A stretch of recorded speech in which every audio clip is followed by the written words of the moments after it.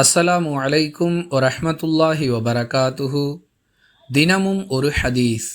நீங்கள் தொழுகையை எதிர்பார்த்து காத்திருக்கும் வரை தொழுகையிலேயே இருக்கிறீர்கள் என்று அல்லாஹுவின் தூதர் ஸல்லல்லாஹு அலைஹி வஸல்லம் அவர்கள் கூறியதாக அனஸ் ரதியல்லாஹு அன்ஹு அவர்கள் அறிவிக்கிறார்கள்.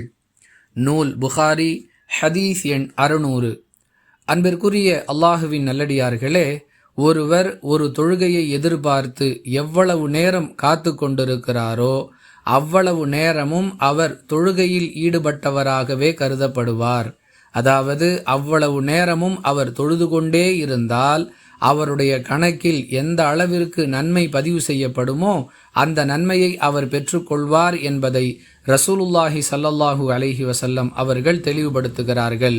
வேறு பல ஹதீஸுகளில் அந்த நேரத்தில் அவர் ஒலுவுடன் இருக்க வேண்டும் என்ற நிபந்தனையும் சேர்த்து குறிப்பிடப்பட்டிருக்கிறது.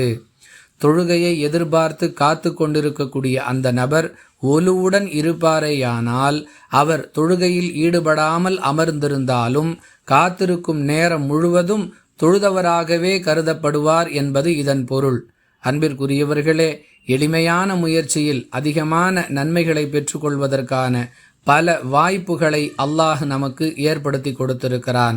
அதை நாம் முறையாக பயன்படுத்தி கொண்டால் மறுமையில் நம்முடைய நன்மையின் அளவு மலையளவு இருக்கும் என்பதில் எந்த சந்தேகமும் இல்லை.